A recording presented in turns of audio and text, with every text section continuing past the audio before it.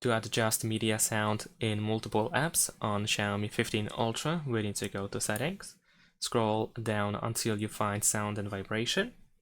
Next over here, scroll down again to go to Additional Settings, and you should be able to find Adjust Media Sound in multiple apps. We can tap on the switcher to turn on this option, and this allows you to adjust sound for individual apps while multiple apps play audio simultaneously. And that's pretty much it. Thanks for watching, leave a like and subscribe to my channel, and see you in my next videos. Bye!